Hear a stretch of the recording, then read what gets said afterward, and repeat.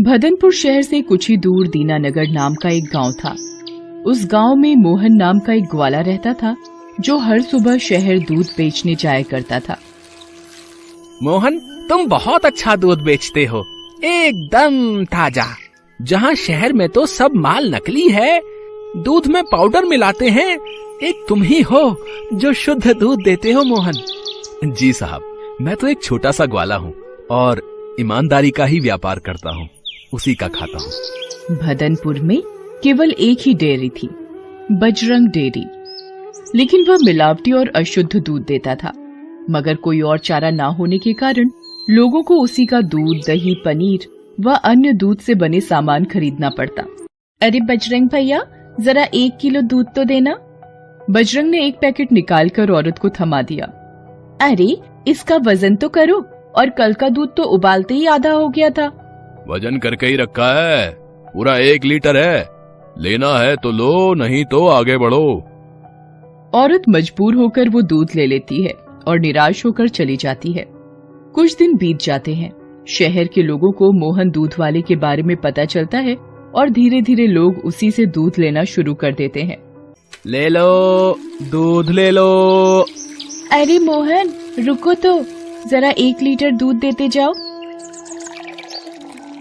वाह मोहन, तुम्हारा दूध तो एकदम शुद्ध नजर आ रहा है। बिल्कुल, अभी ताजा ताजा भैंस का दूध लगा कर आया हूँ गाँव से। तभी दूसरी महिला भी वहाँ पहुँच जाती है। अरे मोहन भैया, मुझे आज 2 लीटर दूध देना, आज खीर बनानी है। जी लीजिए, खीर के लिए मैं आपको गाय का दूध दे देता हूँ, भाव बिल्कुल बराबर है। धीरे धीरे मोहन दूध वाले की चर्चा सारे शहर में फैल जाती है और बजरंग डेयरी से कोई भी दूध नहीं खरीदना चाहता।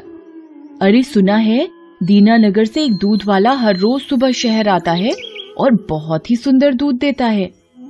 हाँ सही बात है, और अब तो हमें बजरंग दूध वाले का कोई भी मिलावटी सामान खरीदने की आवश्यकता नहीं है। बजरंग अब खाली हाथ मक्खियां मारता बैठा रहता है। मुश्किल से ही 2-4 लोग उसकी दुकान पर आते हैं। बजरंग को भी इस मोहन दूध वाले के बारे में पता चलता है।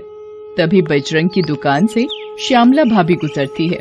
अरे श्यामला भाभी, आज दूध नहीं लेंगे क्या? अरे हम पागल हैं क्या जो हम तुम्हारा मिलावटी दूध लेंगे? जब से मोहन आए हैं तब से सभी को शुद्ध दूध मिलना शुरू हो गया है। एक दिन बजरंग डेयरी के सामने से मोहन अपना दूध लेकर गुजर रहा होता है। तभी बजरंग उसे अपनी तरफ बुलाता है। अरे मोहन भाया, रुको तो, जरा और हमारे यहाँ भी तो बैठो। जी भाया, अभी आता हूँ। अरे मोहन, तुम्हारे दूध की शुद्धता के बारे में तो बहुत सुना है, जरा मुझे भी 1 लीटर देना। जी क्यों नहीं, ये लीजिए भाया, बिल्कुल वही भाव है। वाह, बहुत बढ़िया दूध है तुम्हारा। कितने मवेशी हैं घर पर? 4 भैंसे हैं और 3 गाय। मोहन, तुम ऐसा करो, तुम अपना सारा दूध मुझे बेचा करो, मैं बड़े दाम में तुमसे दूध लूंगा। तुम्हें आज कितना मुनाफा होता है, उससे भी ज्यादा मुनाफा होगा। अरे नहीं भाया, लोगों का भरोसा अब मैं नहीं तोड़ सकता। अच्छा, अब मैं चलता हूँ, राम राम। बजरंग दांत पीस कर रह जाता है। उसने मोहन को बहलाने की अपनी तरफ से पूरी कोशिश की, लेकिन सफल ना हो सका। राम राम, राम राम। इस मोहन ने तो सारे धंधे को चौपट कर दिया है, इसका जरूर कुछ करना पड़ेगा। दिन के अंत में मोहन अपना सारा दूध बेचकर दूध के डिब्बों को साइकिल में टांग रहा था। हे भगवान, बस आपकी कृपा ऐसी ही बनी रहे और मैं इन शहर वासियों की सेवा करता रहूं। बजरंग उसे चुपके चुपके देख रहा होता है। मोहन साइकिल पर चढ़कर गांव की ओर रवाना हो जाता है, लेकिन उसका पीछा बजरंग भी कर रहा था। शाम ढलने के साथ ही मोहन अपने गांव पहुंच जाता है और अपने घर के सामने साइकिल खड़ी करता है तो दूध के डिब्बे लेकर अपने घर के अंदर जाता है। अरे भाग्यवान, सुनती हो, जरा 1 गिलास पानी तो ले आना। जी अभी लाई। मोहन पानी पीता है। तो कैसा गया आज का व्यापार? सारा दूध बिक गया ना? भगवान का शुक्र है, आज भी सारा दूध बिक गया। उससे भी ज्यादा शहर के लोगों को अब मुझ पर भरोसा है। उससे कीमती चीज और कुछ नहीं हो सकती। ईमानदारी की बुनियाद पर बना व्यापार ही हमेशा हम जैसे गरीबों का साथ देता है। बजरंग एक जगह छुपकर दोनों की बातें सुन रहा होता है। अरे बेटा, ऐसा मजा चखाऊंगा, सारा व्यापार भूल जाएगा। अगली सुबह जब मोहन साइकिल में दूध के डिब्बे टांग रहा होता है तभी वो देखता है कि उसकी साइकिल के दोनों पहियों की हवा निकली हुई है। अरे भाग्यवान, सुनती हो, जरा इधर आओ। सुनीता दौड़ी दौड़ी आती है। जी क्या हुआ? अरे ये देखो, दोनों पहिए पंचर हो गए हैं। अब भला मैं कैसे शहर दूध बेचने जाऊं? हे भगवान, ये तो बहुत बुरा हुआ। आप एक काम करिए, आज घर में ही रुक जाइए और साइकिल बनवा लीजिए। तू रामू को कहना साइकिल बनवा देगा, मैं पैदल ही शहर जाऊंगा। और मोहन अपने सारे दूध के डिब्बों को सिर और कंधे पर टांग कर शहर की ओर चल देता है और कुछ ही देर में पहुंच जाता है। दूध ले लो, दूध। अरे मोहन भैया, जरा 1 लीटर दूध देना। और आज आपकी साइकिल कहाँ गई? जी दीदी, पता नहीं कैसे आज सुबह पंचर ही मिली। अरे मोहन भैया, क्या खीर बनी थी कल, दूध में मजा ही आ गया। वैसे साइकिल पंचर कैसे हुई? जी दीदी, पता नहीं कैसे हुआ, कल रात तक तो ठीक थी, लेकिन आज सुबह उठकर देखा तो साइकिल पंचर मिली। अच्छा, अब मैं चलता हूँ, नहीं तो लौटते लौटते काफी देर हो जाएगी। मोहन बजरंग की दुकान के सामने से भी जाता है। उसे देखकर बजरंग चौंक जाता है। अरे मोहन, आज पैदल ही दूध बेचने चल दिए? जी बजरंग भाया, पता नहीं कैसे आज सुबह साइकिल पंचर मिली, बच्चों की शरारत होगी। अच्छा, अब भाया मैं चलता हूँ। मोहन आगे बढ़ जाता है। बड़ा ही मेहनती व्यक्ति मालूम होता है।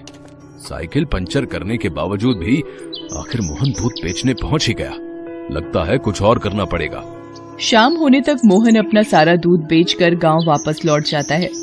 वह बहुत थका हुआ होता है। बजरंग इस बार भी उसके पीछे उसके घर तक पहुंच जाता है। अरे भगवान, रामू ने साइकिल ठीक कर दी क्या? अरे आप आ गए? जी हाँ, आज तो ले आई है साइकिल उसने। ठीक है, एक काम करता हूँ, आज मैं साइकिल अंदर कर देता हूँ, क्या पता बच्चों ने शरारत की हो। मोहन अपनी साइकिल अंदर खड़ी कर दरवाजा लगा लेता है, मगर उसके दूध के सभी डिब्बे बाहर थे। बजरंग इसी मौके की तलाश में था। अब देखता हूँ बच्चे, तू शहर दूध कैसे बेचने जाता है।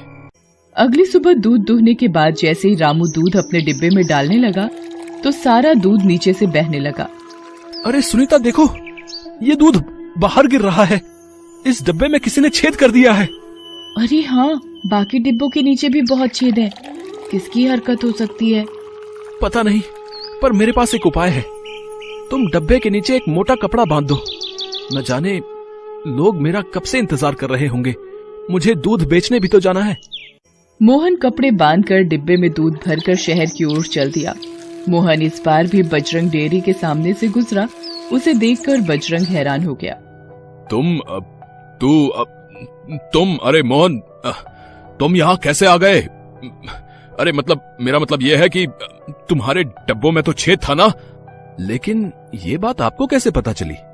अरे वो सब छोड़ो, आओ ना, तुम बैठो ना। मोहन को बजरंग के ऊपर थोड़ा शक हुआ, लेकिन वो वहाँ से निकल जाता है। अरे मोहन भाया, ये तुम्हारे डब्बों को क्या हो गया? जी साहब, पता नहीं किसकी शरारत है। कल किसी ने साइकिल की हवा निकाल दी तो आज डब्बों में छेद कर दिया। न जाने कौन हो सकता है। और कौन होगा? तुम्हारे कारण यहाँ सिर्फ एक ही आदमी को नुकसान है, और वो है बजरंग डेयरी। ये सब उसी की चाल हो सकती है। तो साहब, अब मैं क्या करूं? शहर छोड़कर चला जाऊंगा तो मेरा परिवार कैसे चलेगा? अरे नहीं नहीं मोहन, तुमने हम शहर वासियों को शुद्ध दूध पहुंचाकर बहुत ही उपकार किया है। अब हमारा भी तो फर्ज बनता है कि हम तुम्हारी मदद करें। तुम उसकी चिंता मत करो, मेरे पास एक उपाय है, सुनो। वो आदमी मोहन के कान में उपाय बताता है। मोहन सुनकर राजी हो जाता है। ठीक है साहब, मैं ऐसा ही करता हूँ। हाँ हाँ मोहन भैया, हम तुम्हारे साथ हैं। हम बजरंग को जरूर सबक सिखाएंगे। शाम ढलने पर मोहन अपनी साइकिल पर चढ़कर वापस गांव की ओर जा रहा होता है। इस बार भी बजरंग उसका पीछा करता है। घर पहुंचने पर मोहन अपना दूध का डिब्बा और साइकिल दोनों ही अंदर कर लेता है। थोड़ा अंधेरा होने पर बजरंग वहां पर आता है। अच्छा बेटा, मेरा धंधा चौपट करने के बाद अब तू यहाँ चैन की नींद सोएगा। अब देख मैं क्या करता हूँ। एक ऐसा इंजेक्शन दूंगा जिससे तेरे मवेशी दूध देना ही बंद कर देंगे। वहीं बाहर अस्तबल में मोहन की गाय और भैंस बंधी हुई थी। मोहन ने अस्तबल का दरवाजा खोला और जैसे ही वो गाय और भैंस को इंजेक्शन लगाने के लिए आगे बढ़ा, वहाँ की सभी बत्तियां जल उठी और मोहन समेत शहर के कुछ लोग वहाँ पर आ धमके। अच्छा, तो तू ही है वो करामाती इंसान है? नीच, मिलावट का सामान बेचता है और ईमानदारी को हटाना चाहता है। हमें इसे मारना चाहिए। मारो मारो मारो। जी नहीं, कानून को हाथ में लेना ठीक नहीं है। बेहतर होगा अगर हम इसे पुलिस के हवाले कर दें तो। वाह मोहन, न सिर्फ तुम्हारी ईमानदारी बल्कि तुम्हारी शालीनता ने भी हमारा दिल जीत लिया। वाह। वहाँ पर खड़े सभी लोग मोहन के लिए ताली बजाते हैं। बजरंग दूध वाले को सलाखों के पीछे भेज दिया गया। मोहन उसी शहर में दूध बेचता रहा और कुछ ही वर्षों में उसने अपनी खुद की डेयरी भी खोल ली है और अब वो अपने परिवार के साथ हंसी खुशी प्रसन्नता से रहता है। राजीव पेशे से डॉक्टर है। उनकी पत्नी पायल हाउसवाइफ है। उनका एक ही बेटा है रक्ष। दोनों उसे बहुत प्यार करते हैं और उसकी हर ख्वाहिश पूरी करने की कोशिश करते हैं। रक्ष वैसे तो स्वभाव का बहुत ही अच्छा है, लेकिन जब उसकी बात नहीं मानी जाती तो वो बहुत जिद करता है और तब तक जिद करता है जब तक कि उसकी बात मान ना ली जाए। दिसंबर की सर्दियों की बात है। रक्ष का जन्मदिन था। देर रात तक चलने के बाद जन्मदिन की पार्टी खत्म हो गई थी। सभी गेस्ट अपने अपने घर जा चुके थे। जन्मदिन पर उसे कई सारे गिफ्ट्स मिले थे, लेकिन उसका मुंह फूला हुआ था। रक्ष बेटा, भला आज के दिन भी कोई गोलगप्पे की तरह मुंह फुलाकर बैठता है? ये देखो तो तुम्हारे लिए कितने सारे गिफ्ट्स आए हैं। मुझे नहीं देखना। एक बार देखो तो सोनम मौसी ने क्या दिया है। ये देखो सागर मामा ने कितना प्यारा खिलौना दिया है। मैं क्या कोई छोटा बच्चा हूँ जो इनसे खेलूंगा? अच्छा चल, तुझे नहीं खेलना है तो मत खेल, लेकिन कुछ खा तो ले। ये केक तो तुम्हारा फेवरेट है ना? मुझे भूख नहीं है और मेरे पेट में भी दर्द है। प्लीज आप जाइए, मुझे नींद आ रही है। रक्ष बिना खाए पिए ही सो गया। असल में रक्ष ने अपने पापा से बर्थडे गिफ्ट में किड्स बाइक मांगी थी, लेकिन राजीव वो नहीं ला पाए थे। रक्ष का सारा गुस्सा इसी बात पर था। अब मैं भी क्या करता पायल। क्लिनिक से निकल ही रहा था कि एक सीरियस पेशेंट आ गया।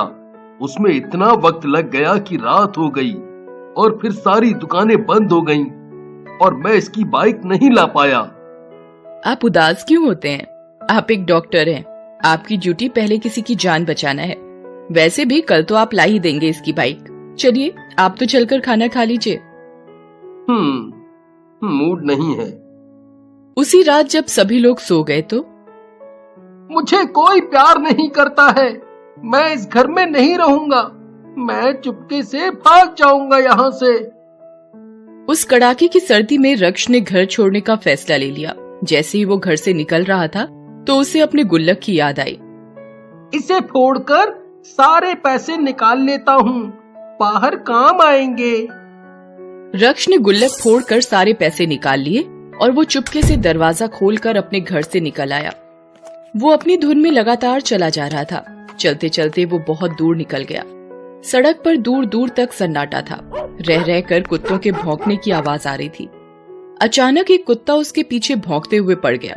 रक्ष आगे आगे और वो कुत्ता पीछे पीछे। ये कुत्ता कहाँ से पीछे पड़ गया? कहाँ भागूं मैं? कहाँ भागूं? कहीं ये मुझे काट ना ले। उसी समय रक्ष को रात के समय पहरा देने वाला पहरेदार दिखाई दिया। जागते रहो, जागते रहो। रक्ष भागते हुए पहरेदार के पीछे छिप गया। कुत्ता अब भी भौंक रहा था। तब पहरेदार ने डंडे का डर दिखाकर कुत्ते को भगा दिया। रक्ष अब भी डरा हुआ था। तुम कौन हो? तुम्हारा घर कहाँ है? इतनी रात को यहाँ क्या कर रहे हो? रक्ष ने पहरेदार की बात का कोई जवाब नहीं दिया और वहाँ से भाग गया। पहरेदार की भी समझ में कुछ नहीं आया कि आखिर वो भागा क्यों। भागते भागते रक्ष बहुत दूर निकल गया। अब तो उसे जोरों की भूख लग रही थी। मुझे तो जोरों की भूख लग रही है। घर में गुस्से के कारण कुछ नहीं खाया, लेकिन अब तो भूख से चक्कर आ रहे हैं। उसने इधर उधर देखा, लेकिन सारी की सारी दुकानें बंद थी। वैसे भी ठंड के समय में उसके शहर में बाजार जल्दी ही बंद हो जाता था। क्या करूं मैं, एक भी दुकान खुली नहीं है। घर से कुछ खाने को भी ले लेता तो अच्छा रहता। मेरा फेवरेट केक तो रखा था मम्मी ने फ्रिज में। वो ये सोच ही रहा था कि उसकी नजर कुछ दूरी पर रखे कूड़े के ढेर पर गई, जहाँ एक लड़का कूड़े के ढेर में से बिन कर कुछ खा रहा था। उसके कपड़े फटे चिटे थे और वो ठंड से कांप रहा था। रक्ष उसके पास गया। तुम कौन हो? वो लड़का उसे घूर कर देखता है लेकिन कुछ बोलता नहीं है। क्या बात है, तुम कुछ बोलते क्यों नहीं? क्या तुम बोल नहीं सकते हो? नहीं नहीं, मैं तो बोल सकता हूँ। तुम्हारा नाम क्या है? नाम तो मेरा राजू है, लेकिन अब मुझे कोई इस नाम से नहीं पुकारता।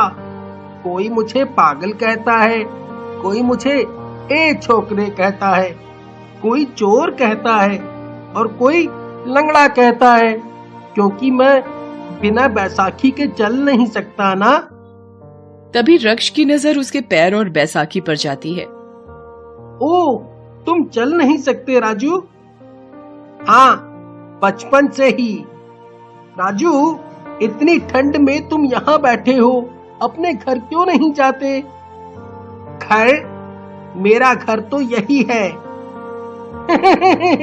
भला कूड़े में भी किसी का घर होता है? मेरा है ना, यही है मेरा घर। दूसरी ओर पायल और राजीव बिस्तर पर चले तो गए थे, लेकिन उन्हें नींद नहीं आ रही थी। वो बार बार करवट बदल रहे थे। पायल, तुम्हें भी नींद नहीं आ रही ना? अब बच्चा और पति दोनों भूखे पेट सोएंगे तो नींद कैसे आएगी? उधर रक्ष को अब भी विश्वास नहीं हो रहा था कि किसी का घर कूड़े के ढेर में भी हो सकता है। अच्छा चलो, मान लिया कि तुम्हारा घर यहाँ है, लेकिन तुम्हारे मम्मी पापा कहाँ हैं? वहाँ, वो वहाँ है। वहाँ कहाँ? वहाँ दूर, बहुत दूर आसमान में, वो तारों में रहते हैं। तारों में? हाँ, लोग कहते हैं कि जो मर जाते हैं वो तारों में रहते हैं। ओहो, तुम्हारे मम्मी पापा भी नहीं है ना, लेकिन तारों में है, यहाँ नहीं है। तो फिर तुम्हारा ख्याल कौन रखता है? मैं खुद अपना ख्याल रखता हूँ। अच्छा तुम बताओ, तुम्हारा ख्याल कौन रखता है? मेरा ख्याल तो मम्मी पापा रखते हैं। मम्मी पापा बहुत अच्छे होते हैं क्या? वो बहुत प्यार करते हैं क्या? हाँ, बिल्कुल। अच्छा ये बताओ, तुम अपना बर्थडे कैसे मनाते हो? जब तुम्हें कोई चीज चाहिए होती है तो तुम जिद किससे करते हो? बर्थडे वो क्या होता है? मैं तो नहीं मनाता बर्थडे, और मैं जिद किससे करूँगा? धीरे धीरे रात और भी गहरा रही थी, सर्दी भी बढ़ती जा रही थी और रक्ष की भूख भी। लेकिन राजू को कूड़े से बिनकर खाता देखकर रक्ष बहुत उदास हो गया था। राजू, मैंने देखा तुम कूड़े से बीनकर कुछ खा रहे थे। क्या तुम्हें बहुत भूख लगी है? बहुत जोरों की भूख लगी है। आज तो सुबह से कुछ भी खाने को नहीं मिला। क्या तुम्हारे पास कुछ खाने को है? खाने को तो कुछ नहीं है, लेकिन मैं तुम्हें कुछ देता हूँ। रक्ष अपनी जेब से सारे पैसे निकालता है। ये लो पैसे, इन पैसों से तुम कुछ भी खरीद सकते हो। दोस्त, अब मैं चलता हूँ, मेरे मम्मी पापा परेशान हो रहे होंगे। ये कहकर रक्ष वहाँ से जाने लगता है तो राजू उसे पुकारते हुए कहता है, दोस्त, मैं इससे कुछ भी खरीद सकता हूँ। हाँ, तो तुम इन पैसों से मेरे लिए मम्मी पापा ले आओ ना। ये सुनकर रक्ष राजू को गले से लगा लेता है और उसे बताता है कि पैसों से मम्मी पापा नहीं मिलते। फिर वो अपने घर की ओर चल पड़ता है। राजू के पास कुछ भी नहीं है, इसके मम्मी पापा भी नहीं है, इसका कोई ख्याल रखने वाला नहीं है, इसे तो बर्थडे तक पता नहीं है, फिर भी ये किसी से कोई शिकायत नहीं करता। एक मैं हूँ जो अपनी मम्मी पापा को कितना तंग करता हूँ। पता नहीं मेरे बिना मम्मी पापा का क्या हाल हो रहा होगा। रक्ष का सोचना बिल्कुल सही था। आधी रात के बाद जब पायल और राजीव उसके कमरे में गए तो वो वहां नहीं था। उन्होंने पूरा घर छान मारा लेकिन उसका कोई पता नहीं लगा। पायल का तो रोते रोते बुरा हाल था। रात को ही वो पुलिस स्टेशन गए और उसकी गुमशुदगी की रिपोर्ट लिखाई। उन्होंने खुद भी उसे बहुत खोजा और थक हार कर घर वापस लौट आए। रक्ष जैसे ही घर पहुंचा तो पायल ने दौड़कर उसे गले लगा लिया और रोते रोते बोली, बेटा तुम कहाँ चले गए थे? बेटा बेटा तुम कहाँ चले गए थे? देखो तो मैं और तुम्हारे पापा कितने परेशान हैं। मम्मी मुझको माफ कर दो, मैं गुस्से में घर से भाग गया था। मम्मी बाहर बहुत ठंड है, देखो ना ठंड से मेरा सर बहुत दर्द कर रहा है। रुको बेटा, मैं भी बाम लगा देती हूँ। जब पायल रक्ष के सिर में बाम लगा रही थी तो उसका ध्यान राजू पर ही था। अरे राजू के सर में दर्द होता होगा तो उसे कौन बाम लगाता होगा? उस बेचारे के पास तो स्वेटर भी नहीं है। अगले दिन रक्ष अपने मम्मी पापा के पास गया और उनसे बोला, मम्मी पापा मुझे आपसे कुछ कहना है। हमें पता है बेटा तुम क्या कहना चाहते हो। तुम्हारी बाइक कुछ देर में आ रही होगी। मुझे बाइक नहीं चाहिए पापा, मुझे कुछ और चाहिए। क्या आप दोनों मुझे देंगे? कुछ और? लेकिन क्या? पापा मम्मा आप दोनों किसी और के भी मम्मी पापा बनेंगे क्या? उसके मम्मी पापा नहीं है, उसके पास खाने को भी नहीं है, रहने को भी नहीं है। वो बेचारा ठंड में सड़क पर रहता है, कूड़े से बीन कर खाता है। प्लीज आप उसे घर ले आइए ना। फिर रक्ष ने रात की पूरी कहानी अपने मम्मी पापा को सुनाई। राजू की कहानी सुनकर उनका दिल भी रो पड़ा। वे उसी दिन राजू को अपने घर ले आए। राजू को पहली बार भरपेट और अच्छा खाना मिला। रक्ष ने कहा था कि राजू को बर्थडे का पता ही नहीं है, इसलिए उस दिन ही राजू का बर्थडे सबने धूमधाम से मनाया। वास्तव में आज ही तो राजू को नया जन्म मिला था। अब राजू उन्हीं के साथ रहता है, उनका दूसरा बेटा बनकर। रक्ष अब कोई जिद नहीं करता। उस रात उसे जीवन का बहुत बड़ा सबक जो मिल गया था